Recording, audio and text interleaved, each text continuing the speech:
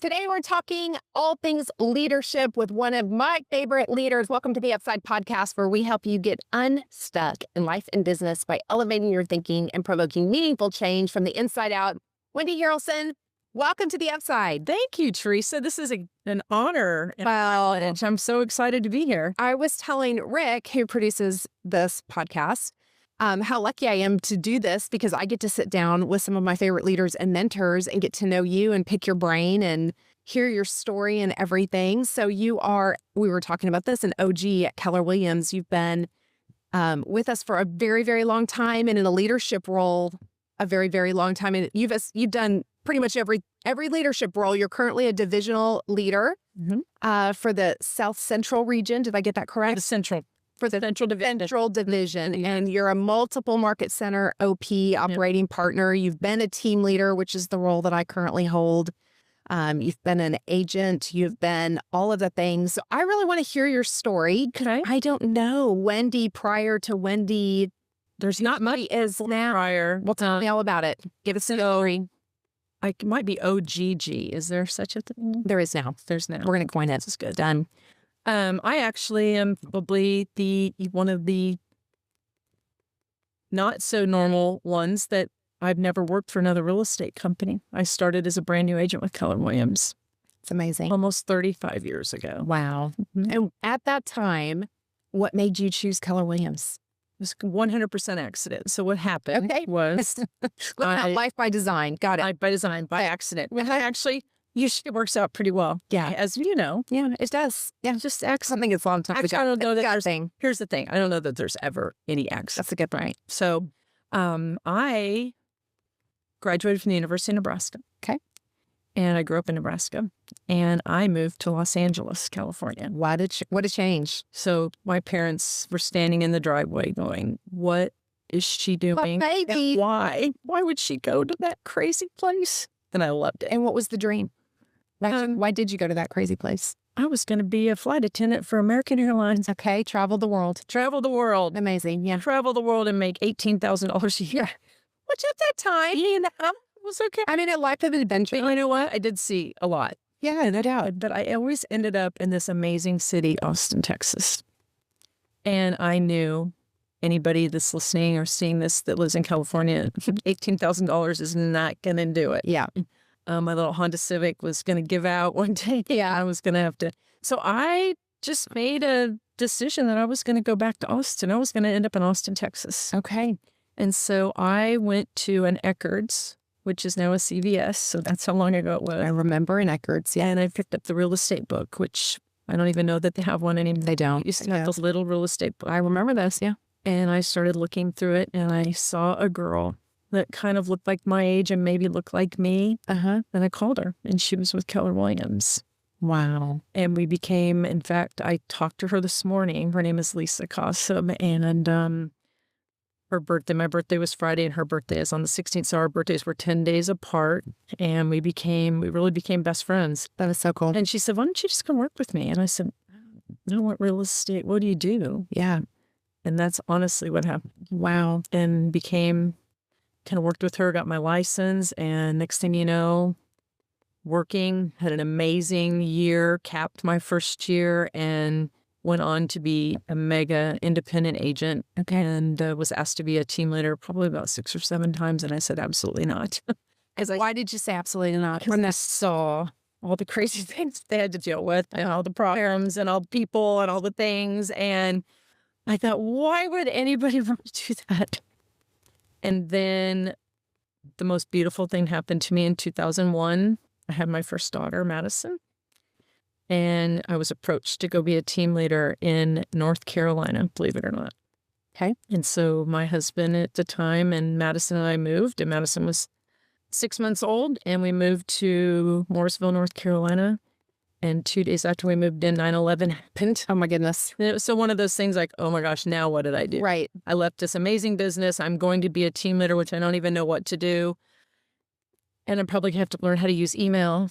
I'm just like one of those things is like, and that's what happened. And so why did you say yes to that opportunity? Why was the time finally right after saying no 6 or 7 times? I think because of the craziness every day being an agent, and I was a mom now. Yeah. So maybe it was going to be a little bit more Structured. stable and structured. Yeah. Please. And it was for a while. Yeah, it is. Sure. It was. It definitely was more structured. And especially back then, we were new Keller Williams in a new place. So it was really a great opportunity to be like the mouth, like this is Keller Williams. And I had lots of people coming to me like, what is Keller Williams? And honestly, the market center was struggling. There were like 12 people there. Oh, wow. And I took the role and worked for some amazing people that were in North Carolina. And we grew the office to about 135. Okay. The very first year, it was amazing, right? And it was great. I mean, it was great. And then I found out I was pregnant again. And I was like, oh my gosh, I'm going to do this and be a new team leader with another new baby. And I did it. So I'm just saying it's possible. It's possible. And it was wonderful. There's nothing. My youngest daughter, Austin, lives right here in Dallas, where I am with you today. And I get to see her today. And it's been wonderful.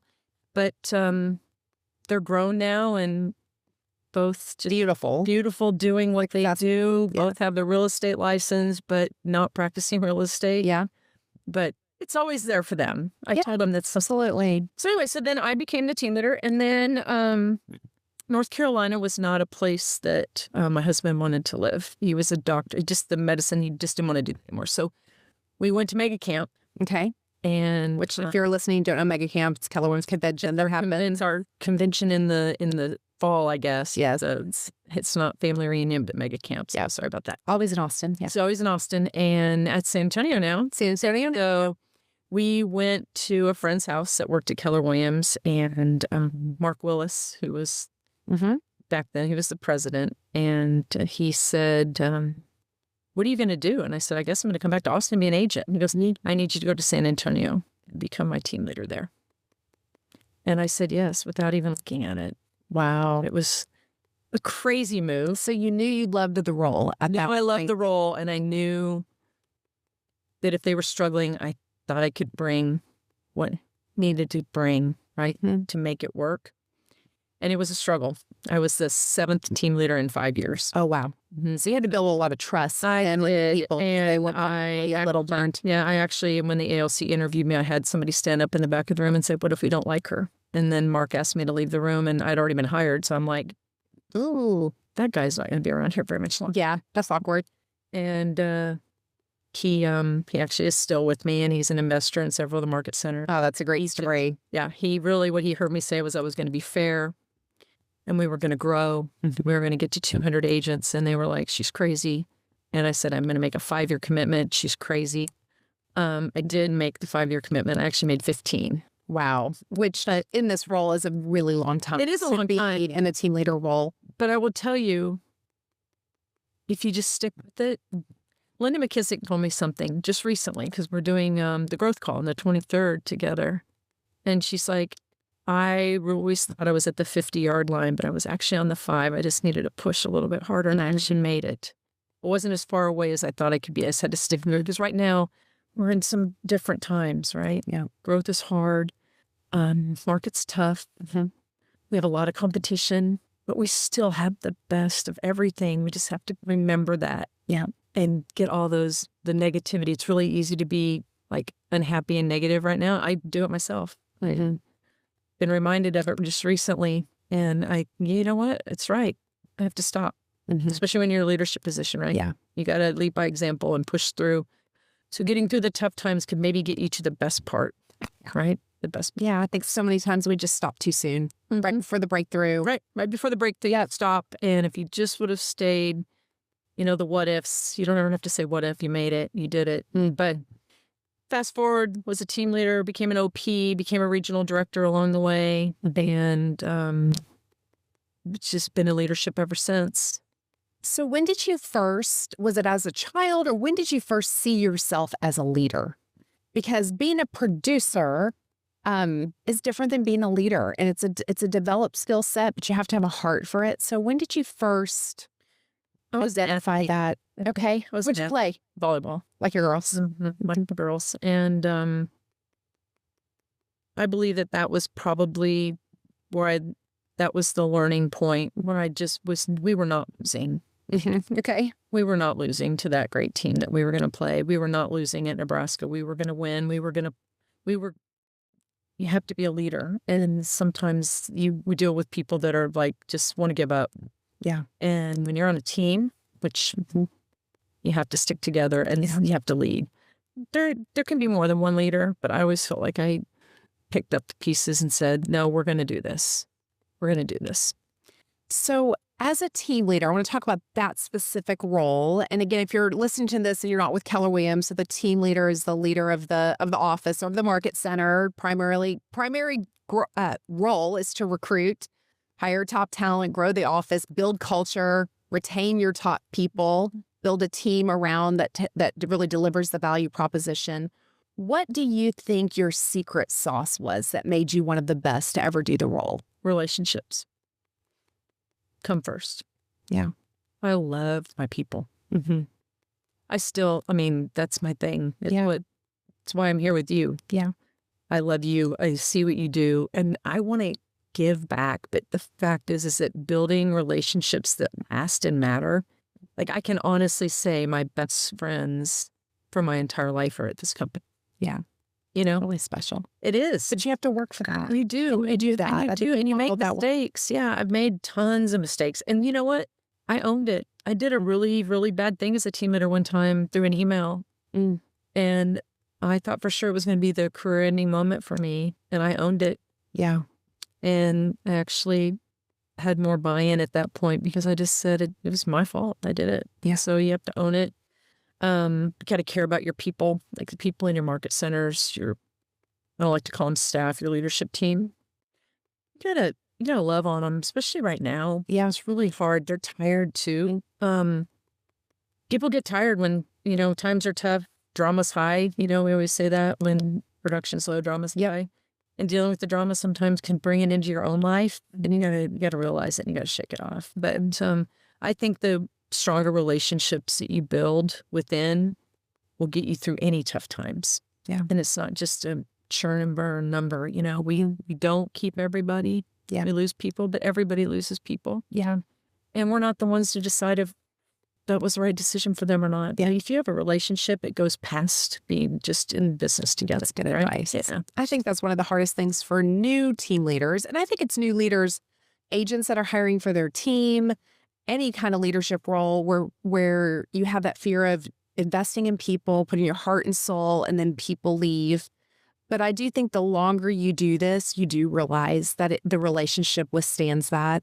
And a lot of times if you allow them to leave without burning a bridge, they come back. 100%. Best thing, right? That's one of the biggest wins as a team leader, one of my favorite things. And they don't always come back, but sometimes they do. But they remember how they were treated going out there. Yeah. And I always tell everybody that, you can be mad because it's hurtful. You are very vulnerable to people. You open up, you give them, you bring them into your home, you tell them things, and then next thing you know, they're leaving. And you know what? Again, it's not our decision to decide that's what's best for them, but love them on the way out. And they're never going to forget that. They're going to say, you know what? Was treated with respect and dignity, respected my decision, may not have liked it, and knew it was most likely going to be a mistake. But if it wasn't, good for them. Yeah. But they definitely had the option, the way they left, to come back. And that is, had it happened many times, so have you. Yeah. And it's a great thing. But don't just think they're your friend or your relationship because they're in your market center or in your world. Stay in touch with them. Yeah. Stay in touch with them and show them that you care. Recognize their successes after they're gone. Yeah. Because they may not even be getting that where they are. Yeah. Right? Well, and I think as a leader, it's what keeps our own hearts soft, is to make sure that we're not getting bitter and jaded by the leadership journey. I think it's partly why a lot of people don't want to step into that, is that fear of getting burned or of getting hurt. I can't tell you how many agents, when they're talking about building a team, just so fearful that they're going to invest and then somebody's going to turn around and leave. And I tell them they might. And some will. And it's okay. Yeah. It really is okay. The honesty part is sometimes hard because you're telling them something they absolutely don't want to hear, but you know that the likelihood of it's going to happen is going to happen. And you're there for them. Yeah. You're there to listen. Right. So what do you think is something that you really learned, that you saw leadership very different at the beginning of your leadership journey than what you do now? What has time taught you? Just time developing people and building relationships. And what you just said is you're not going to be able to keep everybody. Yeah. You're going to lose people. People are going to move on. They're going to see a better opportunity in their eyes. You can't be everything to everybody. Yeah. And you really, and I think in the beginning you do, and you have all this energy and you realize that really I learned in the beginning, I've learned since the beginning, talking less is actually a little bit easier for anybody. And it's just listening. Listening becomes the leadership, I think, skill. Being a good listener and not judging and not finishing people's sentences, and understanding that people have bad days. I have bad days. I think I've become a little bit bitter and jaded sometimes, and I don't like that. And you don't even realize it until somebody says something to you, and you're like, what's wrong with you? Yeah. Right? Yeah. And we're all feeling the weight. And as a leader, you can't show that as much as somebody else can. You got to lead by example. Yeah. And so I think in the beginning, everything was new. And so you thought everything was going to work. Yeah. And I think over time you realize it's okay to try new things and to do new things, introduce new things. But when you learn what works, stick with that. Remember Gary, mastery. Yeah. You can't be the master of everything. So you have to continue to learn too. I think that's the other thing, is that if you don't stay in it, you're out of it. Right. And that's been a challenge lately because of everything that's going on. Yeah.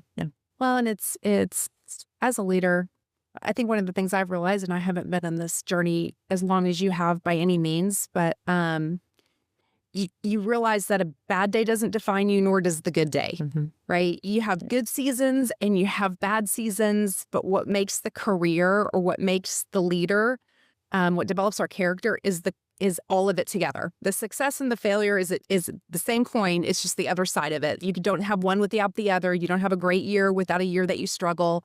And I think when you've been in a role for a while or on a leadership track for a while, you start to see the ebbs and flows of that, right? Which helps you with some resilience and some longevity in it, because you're a little bit less prideful in the good times and you're a little bit less defeated in the bad. Right. It kind of evens it out. You can't grow. Yeah, it's so true. And that's one thing that I had to learn. I'm like, oh, it didn't work. And then like, it's okay. Yeah. Let's do it again. Yeah. Fail forward, because you always learn.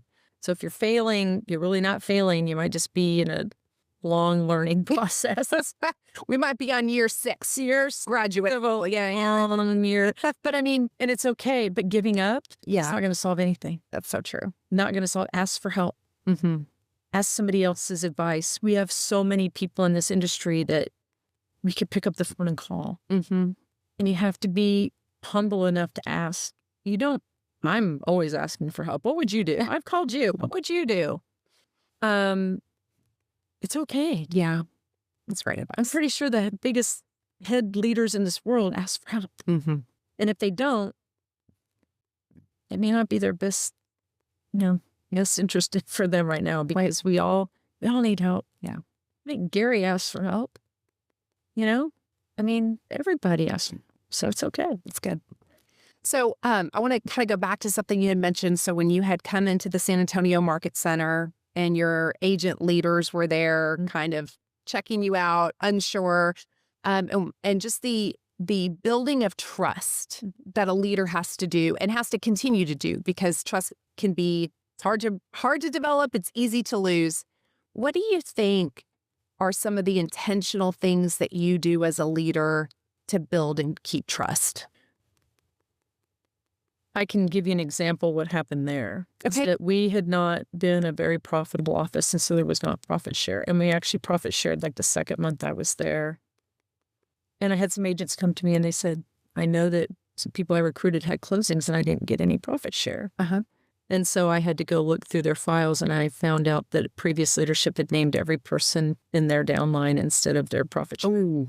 And so I made a commitment that I would replace every single person with a recruit Wow. downlines back, and I did that. Wow. And because I knew, well, I wasn't winning with these people great anyway, because they're like, this lady's not going to stay. She's going to leave. She's going to find out what a mess it is. She's not going to be committed. I thought if I could do one thing. And the other thing that I think, Which is so cool. I just want to stop down on that because that wasn't your mistake. That wasn't your fault. That wasn't your error. But as a leader, you took the responsibility for the effect that somebody that you didn't even know or have, that wasn't right, really anything to do with you. And you made that right. That's incredible. I would imagine they told that story then for you. so we just had our awards banquet. But they should. If they're not, they absolutely should be telling We the just got story. 40-year pins That's cool. at the Market Center. That's how long some of those people have been with us, 40 and 35 years. And some of those people would tell that story. They didn't even know how it could be. And it wasn't just me. I didn't do it by myself. We did it with the team and we did it with the agents. We got behind it. I love to have fun.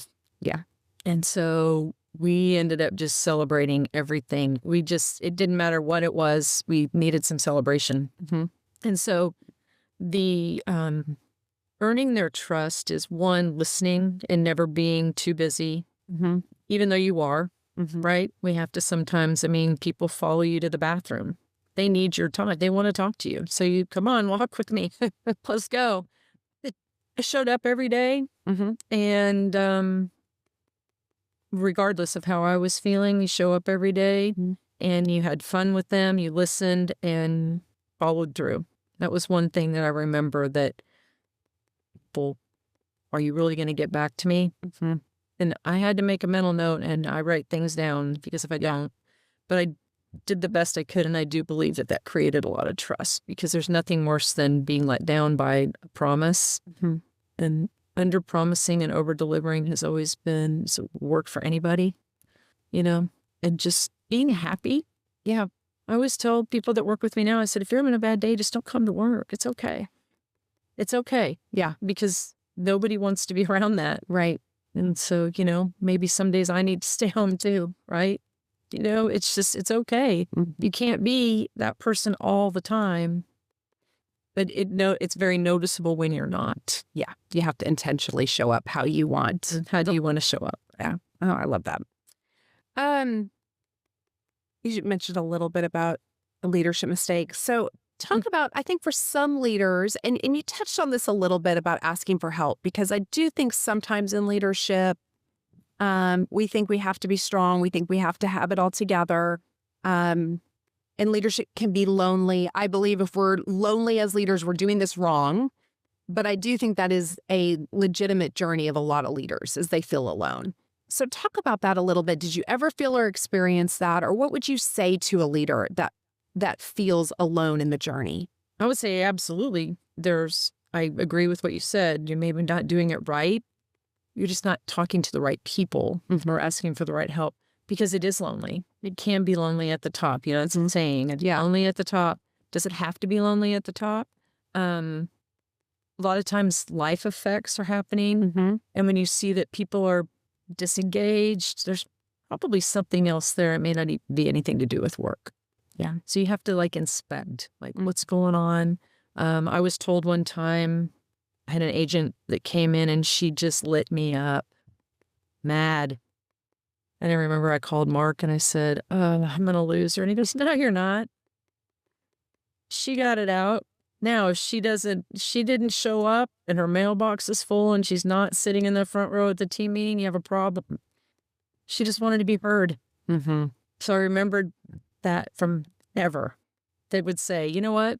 Just listen. Yeah, it's listening. And, but mistake would be not listening and not returning the phone call. Now we just text, right? Right. I sit in the car and I try and everything. Did I answer everybody? I look back through when you miss one, like, oh my gosh, or you thought you answered and you forgot to hit send. Right. But I think that's what it is. It's just in our world right now, there's a lot of loneliness for a lot of different things, different reasons. And I think we just have to be very mindful of how people are showing up. Mm-hmm. And if it's out of the norm, you need to ask questions. And it's your duty as a leader to go find out if there's something they need. And if they say they're fine, you got to respect that and then check in again. Because they may not be willing to say it right now, but in time they will, if you have the trust. That's so good, because I do think sometimes we think everything is about us. So somebody's acting off or whatever, and we think, oh, it must be about they're upset with me or they're disengaged with the market center. And in reality, life is just happening. And if we'll get, like you said, ask questions and listen to people, we can find out really what's happening. I think so. Like I said, listening's a tool. It's a gift too.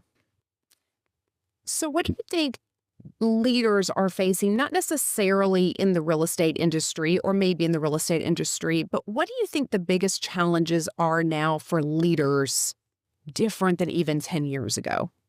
Technology. The way people communicate, AI. Mm-hmm. It's the curve, I think, bigger than we've ever seen. You know, the iPhone. Yeah. That was like, oh, I'm never going to be able to use that. Now I like freak out looking for it and I'm on it, talking on it, and I can't find my phone, talking to you on it. I'm like, can't find my phone and I'm on it. You know, that kind of stuff, that there's so much, there's so many options now. Social media. Social media has changed our world. If I could make one like comment, that biggest change that I've seen in my lifetime is with social media and what happens there. How fast the word can get out. Remember before we even had email? I mean, what did we do? We just picked up the phone. Yeah. Or only tried 20 times before somebody, you got a hold of somebody, right? means of communication was the phone or writing a letter. Right. Mailing it. I mean, you mail something, then people look at you like you're on your horse and buggy. Yeah. But I still mail stuff. I do, but I'm just saying, I think the biggest change has been what is available for us to communicate, to deliver. And I think that has been the biggest curve and the biggest change. And I think it's what's created a lot of disengagement. Being in front of people is not as important as it used to be. And I still think it's the most effective. It's just like when I just said mail something. Yeah. Handwritten mail is still known to be the first thing open when you go through your mail. Yes. Yeah. You know, I still say, if somebody sends me a handwritten note, I have boxes of thank you cards for the teaching or just from agents, and I won't get rid of them. Yeah. I won't. It's your rainy day box. It is. I know. Having a bad day or a bad leader day. Sticky Why am I doing this? We have sticky notes that somebody might just stick on your computer. It says thank you, and I don't even know who it was from, but I don't get rid of it because somebody took the time to do it. Yeah. So I'm very intentional on doing that. Not wish I could do better. I need to do better, but writing notes and making sure you tell people, give gratitude. Because it is the best thing you can do. Yeah. Is by showing gratitude to somebody. Big or small. Specific gratitude, I think, is so powerful. So what do you think separates leaders who last from those who burn out? What's the secret to running the long race? Be willing to fail. Accepting the fact that you can't do everything and asking for help. And again, it's not going to be perfect and rosy all the time. We need these bad times to make us realize that there's other ways of doing things. You can't do the same thing. I was just talking to somebody on the phone. I said, the things that worked for us 7 years ago are not working for us now, maybe 4 years ago. Yeah. We have to keep reinventing ourselves and reinventing who we are, how we communicate, how we show up.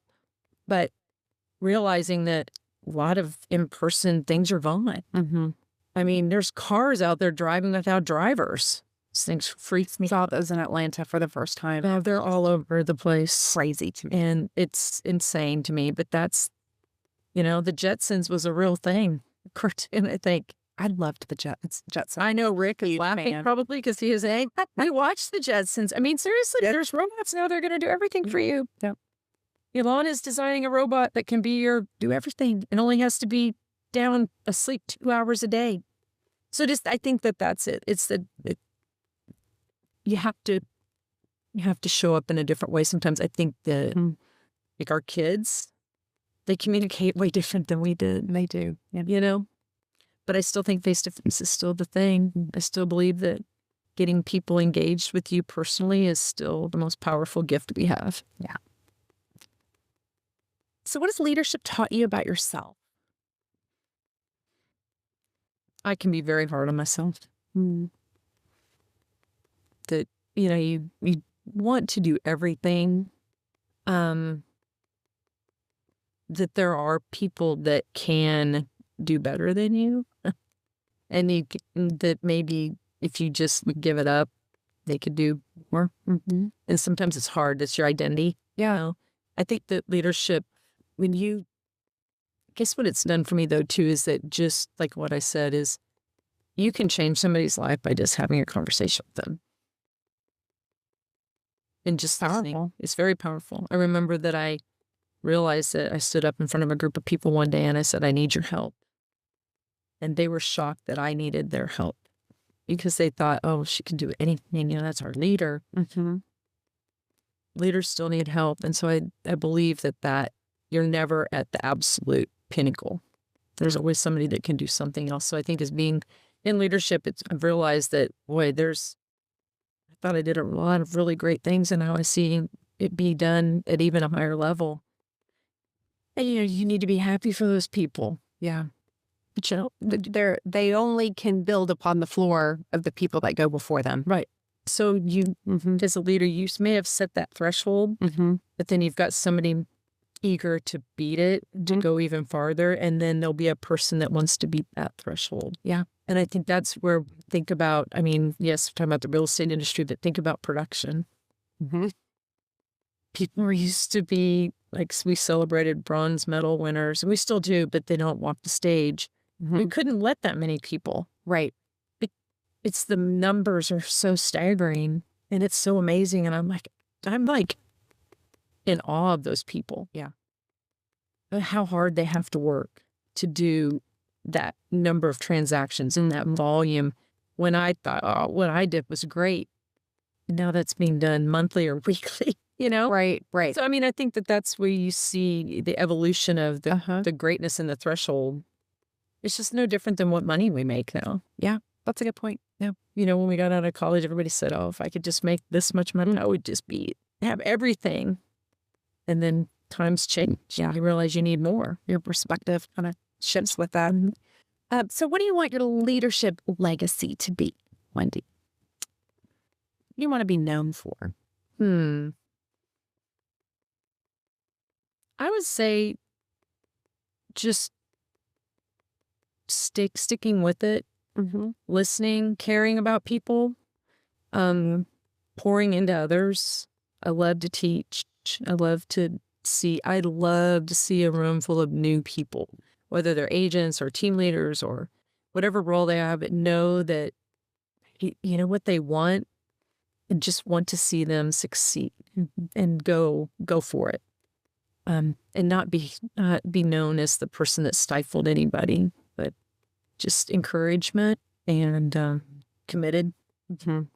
Committed would probably be the biggest word. Committed. So what do you think the biggest upside of a leadership journey has been for you personally? The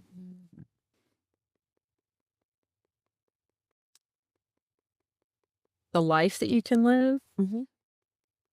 It's endless.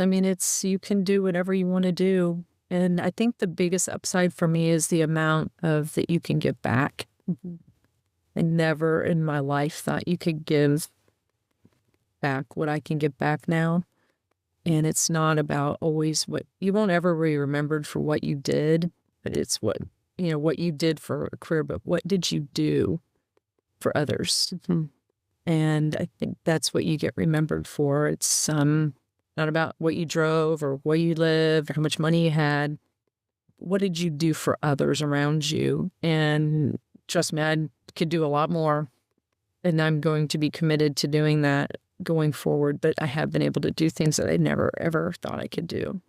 And I think that's the biggest. A box of thank yous. A box of thank yous.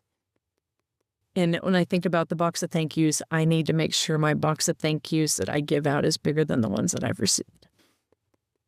Yeah. But the upside to leadership is endless. I think you can always, even if you're not striving for more, the more you give, it always seems to come back. Yeah. It always seems to come back. Well, if you're going to go on a leadership journey, you're going to have to grow personally. Yes. And you have to continue to grow personally. And you'll stumble and you'll take a few steps back and go, okay, it's decision time. Do I still want to do this or do I want to just say this is it for me? So I think you have to make that decision, and you will struggle with that sometimes. So give a piece of advice to somebody who is leading now and feels like giving up, throwing in the towel, and maybe saying, I'm not cut out for this. This maybe I don't have what it takes, or maybe this isn't worth it. What advice would you give them? Go look in the mirror and ask why.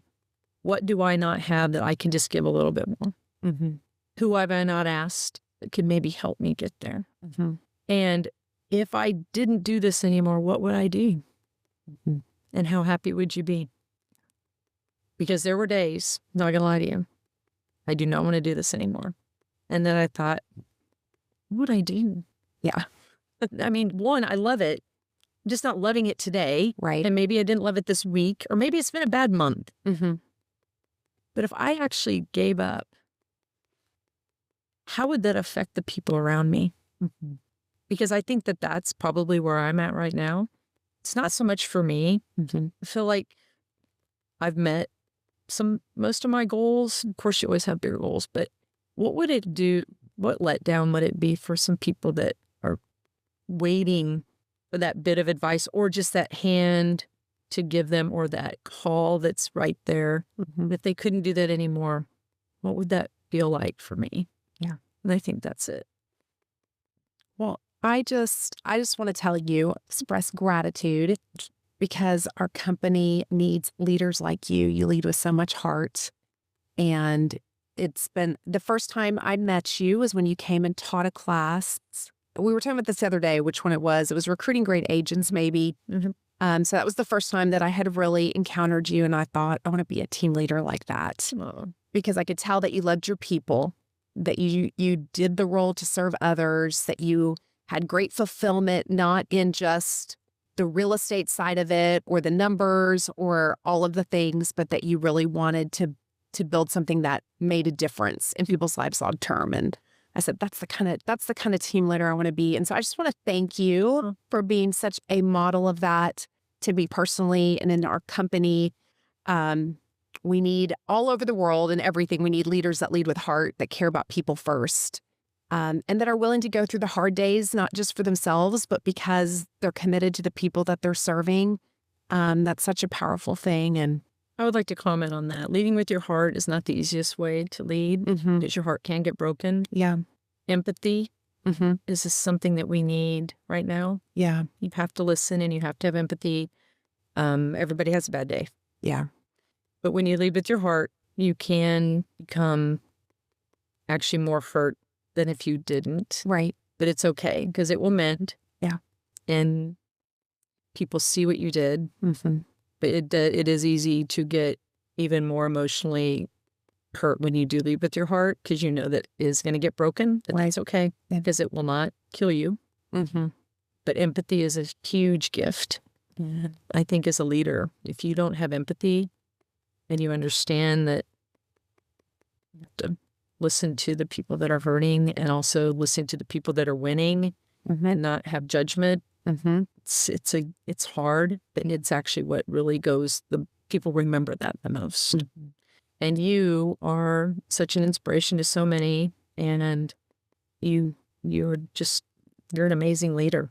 And people recognize it. And it was honored to be here with you today. Oh my goodness. Well, thank you for driving all the way up from San Antonio. You're going to be with us tomorrow at our regional awards. So this worked out perfectly. But thank you for today. Thank you for investing in us. And listeners, as always, go to TheResaFlood.com and subscribe so I can send you extra good things via email and all of that. But as always, when you invest in your personal growth every single day, it's going to yield you great returns. Leaders, keep fighting the fight. Do not give up. There is a huge upside for you. I'll see you next week.